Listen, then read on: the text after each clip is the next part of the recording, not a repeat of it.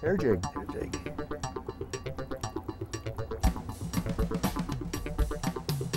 Woo! They fight so nice though, don't they, Lance? Oh, yes. They never give up. Okay.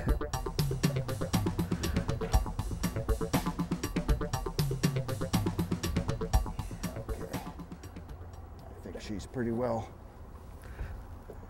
She's not big, but she thinks she's big. Yeah, yeah.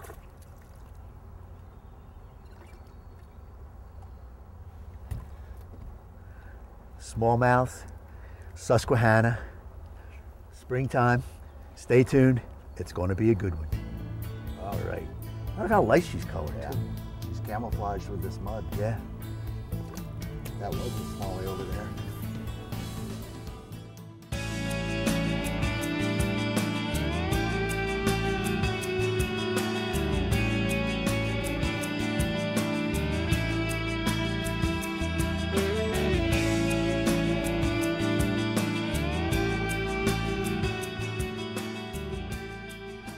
Way to go. All right, here we are.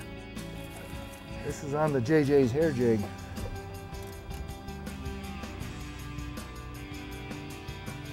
I like when you call a plane, you said you're going to catch a fish in between that tree and that tree. I do remember that. So I won't tell you I planted them there last night. Or that's why you're the guide and I'm just a TV host.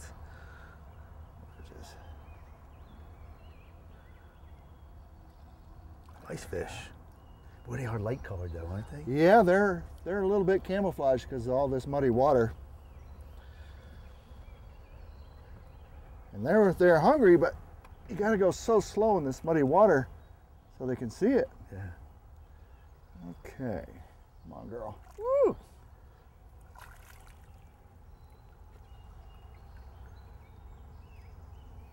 That's a nice smallie. Well, we're getting a little better. We're up got a on ways the to go. northern branch of the Susquehanna River. I'm here with my good friend Captain Lance from LB Guide Service. Lance invited us up. He says, Bobby, we're going to catch them. I've been up here before and had a wonderful time. And we're out here today. Lance, let's talk a little bit what we have today, our conditions and stuff, what we're doing. Okay, put her back. There you go, thank you.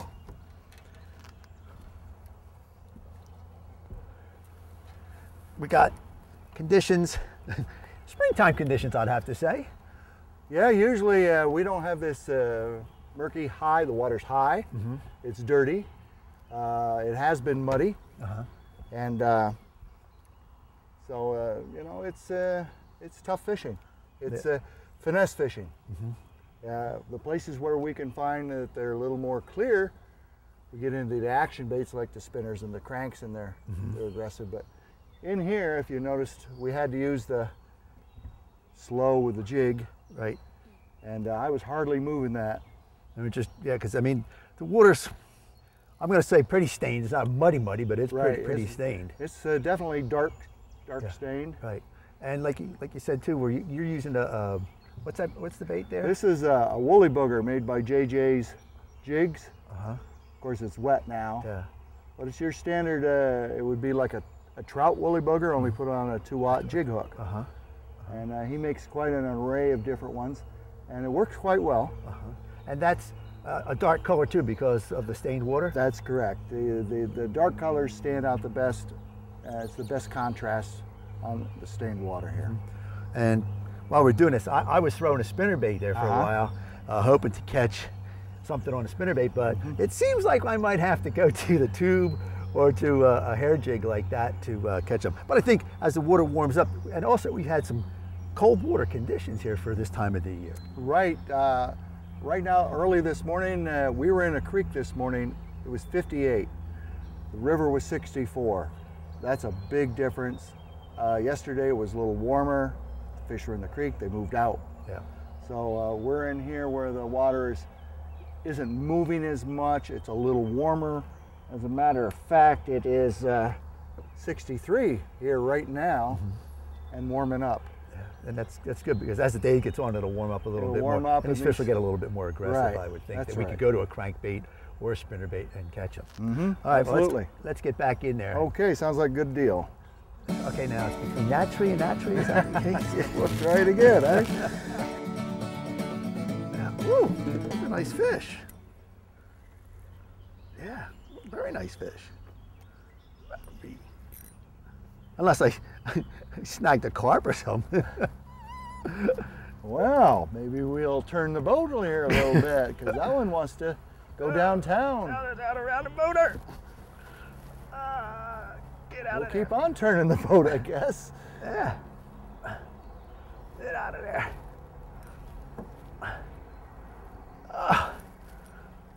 There we go.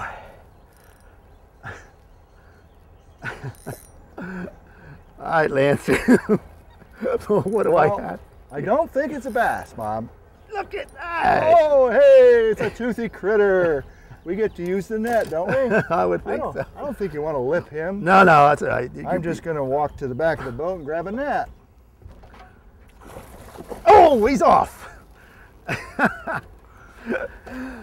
Which I'm kind of glad of. Lance, just what did I just capture into that? What was that? Well, that was a northern pike. Northern pike. Yep. That was a northern pike, about 3 foot of him. Yeah. I thought he was going to jump in the boat. On the tube. Yeah, right on the tube. 3 foot of pike on the tube. Cool beans. Now, all right. Let's just talk a little bit about, I just got that pike, which I'm glad I lost. I mean, it was a nice pike and all that, but I don't like them slimy. They're just scare me. Too many teeth. What other fish do we have in here that we possibly could catch today? Well, you got your smallmouth bass. We've got channel cat. There are rock bass and carp. What else we got? Walleye. We've got an odd little fella named quillback, a quillback sucker with a dorsal fin going straight up. And we have our, of course, the pike, and we have the big boys, the muskies. Right. And you were just mentioning that the other day you caught one about what? Yeah, we got one, well, just 2 days ago, we got a 3-footer, which is not big in muskie terms, but in April we got one that was 48 inches and 32 pounds. So that was a struggle. Well, that was a struggle right there. Oh, yes. I knew it was. I knew it wasn't a bass to me because it just took off, right? Just with those kind of runs that you get like that. I was getting ready to chase it with a boat. Yeah. Well, you got to spin it. Yeah. And again, that was cool.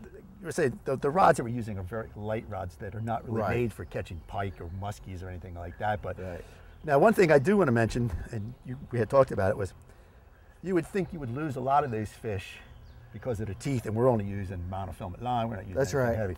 But when you're using a jig or a tube like I am, 90%, if we could see it, that fish was caught right in the edge. That's right. Edge of his mouth. Of course, I'm using a really light line, so he put up a pretty good run. Our rods are set up for sport fishing for bass. Right. Light rods, lots of fight, and muskie and the pike, like you had him all the way to the boat.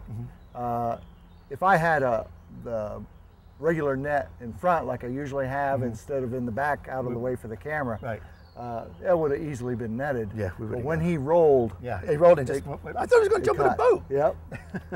All right, I need another tube, boss. Yep, we can get you one right away. All right. Jumper.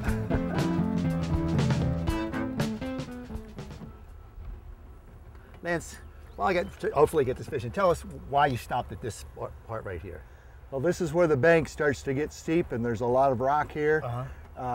Versus we were at a gentle slope before, but now it's a sharp drop off, meaning this water is going to be a little bit deeper by the shore, and the fish are right up against the shore. Yeah. All right, sweetie. Nice little fish. Nice fish. Nice fish. Come here. Now, Lance, look at usually, well, this is pretty colorful. This one that one's got a little green to it. Yeah, it's got a little green, but it's starting to get washed out. This darker water, they lighten up a little bit. Is that yes, they do. It's a camouflage thing. Sometimes if they're in the muddy water for quite a while, they'll actually turn a whitish brown, almost like the water. And as the water clears up a little bit, they'll start to get more and more color. And when the fall comes, that's when you see the classic bronze with the stripes on the side. Oh, pretty fish, right? That fish was right on the bank. That's right, yeah. Now that, because of the water conditions, will it push into that bank, or is it just natural they would be there even if the water was different? In this particular section, it's just natural that they're going to be there. Now, if the water was rising, sure, they would go to the bank. They were trying to get out of some current. Right. But the water's actually today is on a dropping now. So they're just there looking for crayfish, etc. Coming off of that bank. And as we mentioned before, this is post-spawn now. These fish just got done spawning a little while ago, and it's a lot tougher fishing right now. Yeah, let's take a couple seconds. Just post-spawn conditions are always no, even for largemouth bass or whatever. That's right. Post-spawn. What do you change between pre-spawn, spawn, and then post-spawn? What's your techniques differently? Well, pre-spawn, we're getting the big females actually up before they get to the nest. They're relatively aggressive at that time. They're actually still feeding in pre-spawn. They'll go after usually jerk baits. You can't go too fast because the water's semi-cold. They'll spawn traditionally up here, I'll say between 58 and 63 degrees. So it's still kind of cool. We do a lot with hair jigs, a lot with tubes and Senko type jigs at that time. During the spawn, we don't fish the fish. We don't go after them on the beds then. They recently came off because this has been just about, this has been a real weird spring. We've had high water, constant high water, and it's been cool. And so they've gone, and we're a little later this year. And now that they're gone, you're left with a lot of males. You're left with younger fish. So when those big females, you know, they get done with spawning, they leave. They say, you know, you take care of it now, Right, buddy. I've done my job. Right, I've done my job. They're off in the deeper water quite often. God, you keep talking, I'll just keep catching fish. Fish is on, all right, this is cool. Oh, this is now you're telling me, oh, I lost him. Oh, he jumped up. Well, come on, quit talking and get fishing, boy. We'll get to it. All right. Sorry for turning my back to you, but that's all right. I'm trying to keep this pressure on. Anyway, if you want to land the fish, don't let him jump. No. Make him fight in the water. All right. That's a nice fish. Well, he's okay. He's another little post-spawn male. Now, are they still guarding the nest, or are they just hanging out? I think they're just hanging out now. I'll just bring him in. They're just hanging out now, doing their thing. They're still fat and chunky, though. Right. Well, the crayfish, there's a ton of crayfish in here. Yeah, well, Susquehanna's known for that. Right.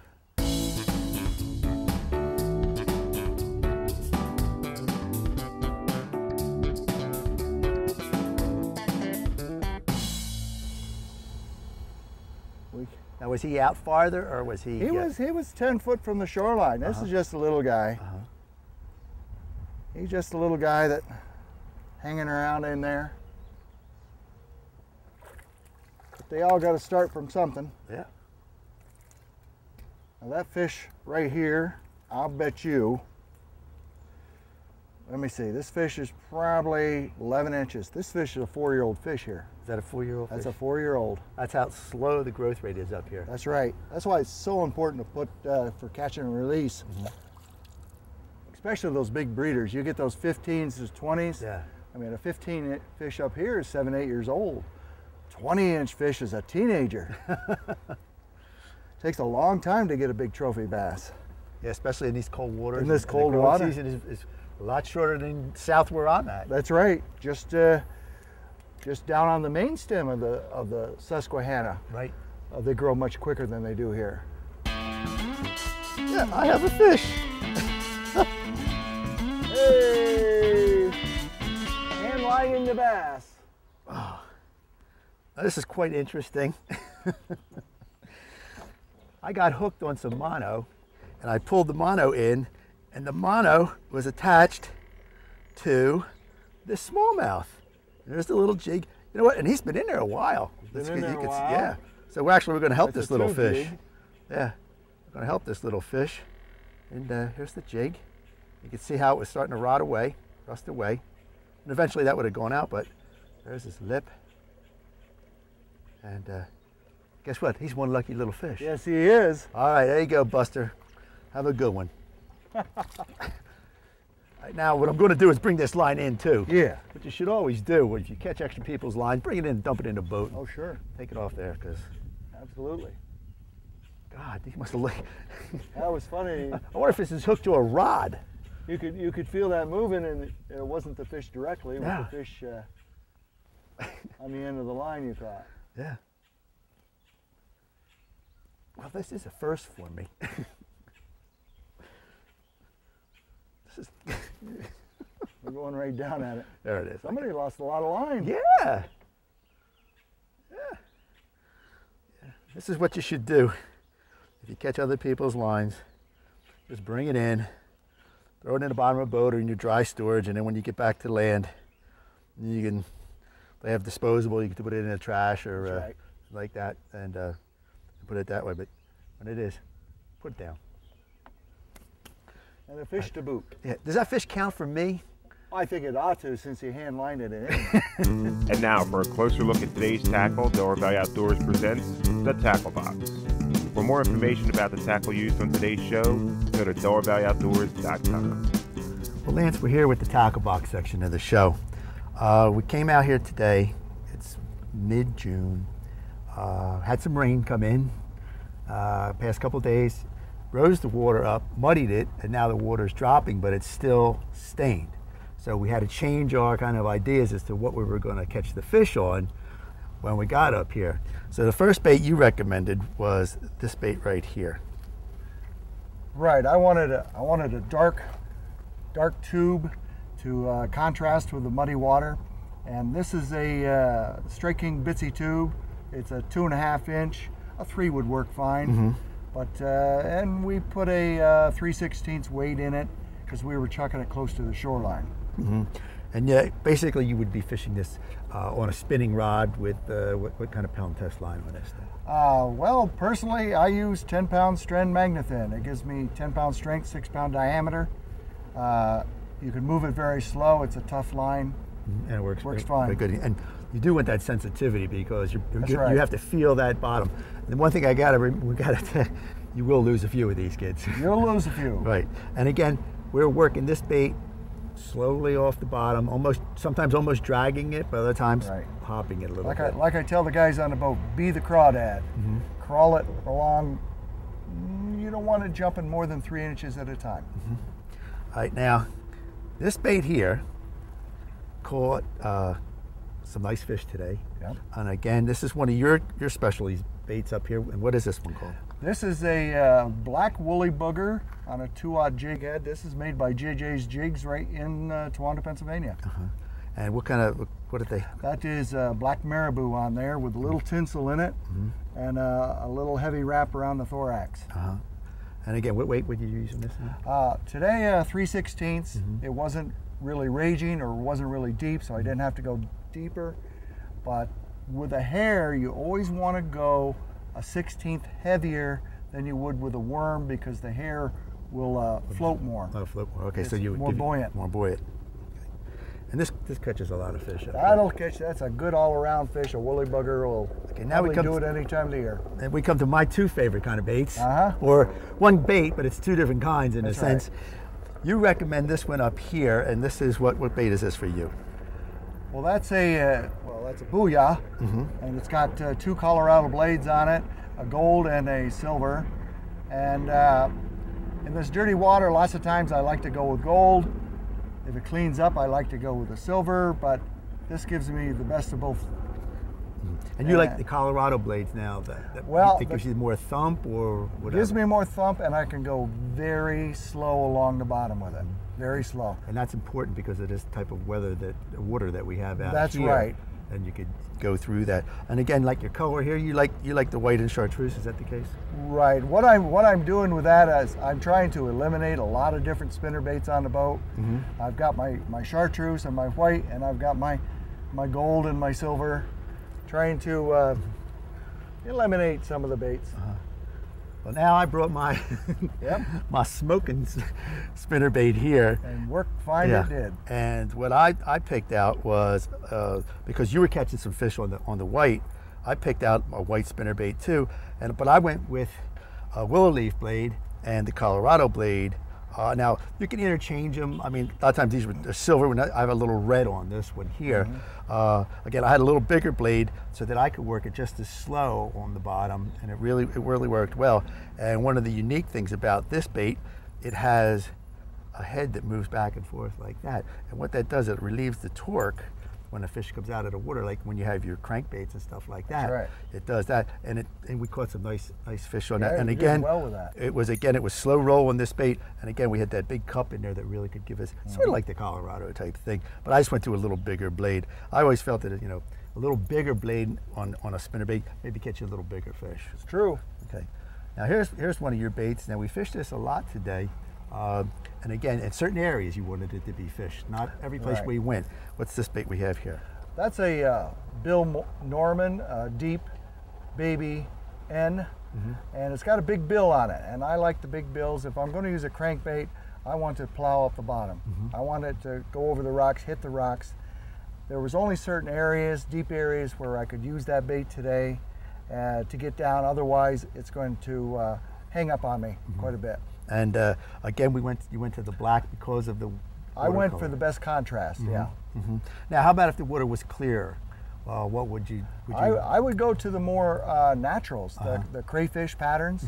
That's a favorite pattern up here. And possibly a fire tiger even. They work very good. In the clear water. more clear A lot water. of times you have a lot of clear water up here.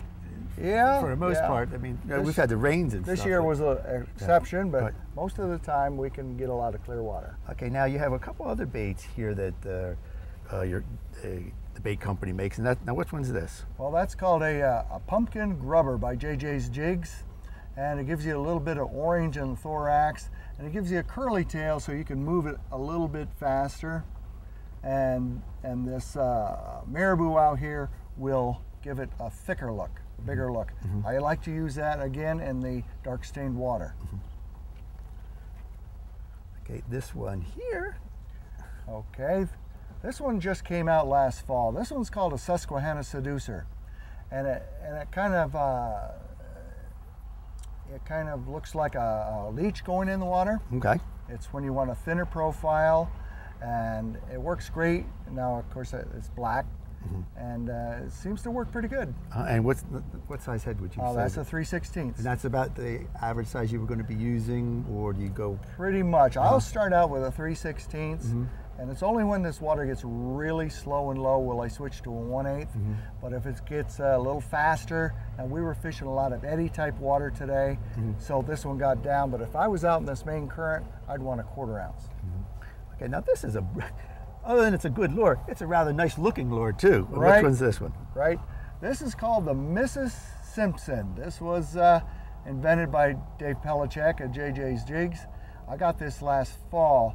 Now, when these are pheasant feathers. When these feathers get wet, they'll go down, and this imitates a minnow bait really well.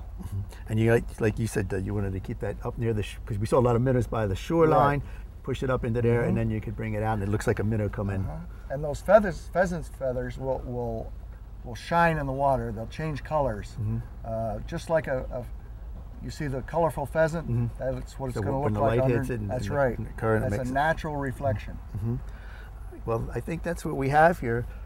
Again, fish in dark water, stained water, fish these dark baits, might be a little contrast. Go to some jigs, 3 6-ounce, 8-ounce jigs, and 10-pound test with 6-pound diameter. Right. And you're going to do it. And that's the tackle box. Another one slow rolling that bait. They are eating. Yes, they are. They are eating that bait up.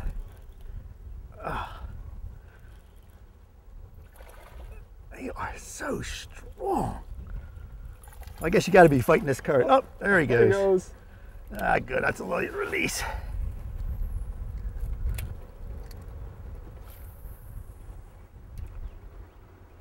And again, Now, you know what? Another thing, that I'm using a bigger blade on this bait too. Uh-huh. I'm using a big willow leaf with a Colorado. And Lance, you're using just Double Colorado. double Colorado. And Lance had said that maybe his bait's not getting down as deep All right. as mine, because I can go a little slower with mine with that big willow on there. And it's given, and we're talking, it's given a lot of thump. It's working. Yeah. Now what we, He's a jumper. Fight him in the water. yeah. He hit the spinner. Oh, we hit the spinner He bait? he hit your spinner. What can I Hit say? the spinner bait. I What we do have I here- lulled you into using that jig just so I could grab this spinner. Well, we can see over there, we have just a little patch of grass that comes out into the river. And there was a couple of fish on there. Okay. There we go, right on that. That's, I'm just gonna sit right down here and lean over and okay, so now, so the guide tricks the host yep. into switching over to the other bait. When the guide throws the spinner bait in there, he catches the big fish. There you go. It was a master plan that me and the cameraman cooked up a long time ago. You know what?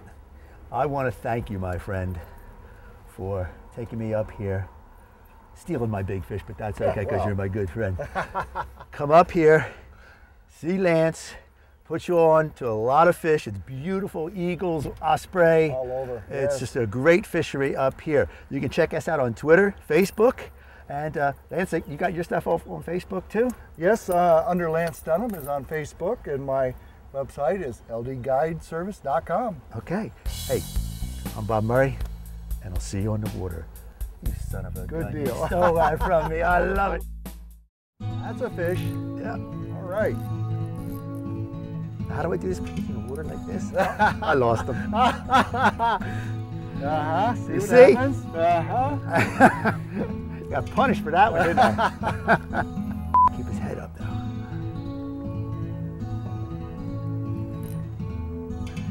They can drag.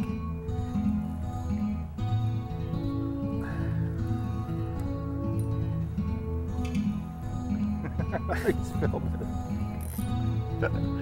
Now, Lance, I got this stick here. Now, is this a post-spawn stick? I'm not sure. Well, it's kind of thin, so he's probably post-spawn. Yeah, it's a thin stick here. Yeah, you can see. See, that's definitely post-spawn stick. Yeah. Yeah. See how thin it is? But, yeah, it'll go back in. I'll catch you another day. Catch and release. That's it. Feel that bite? I was just letting it move around the bottom. Oh!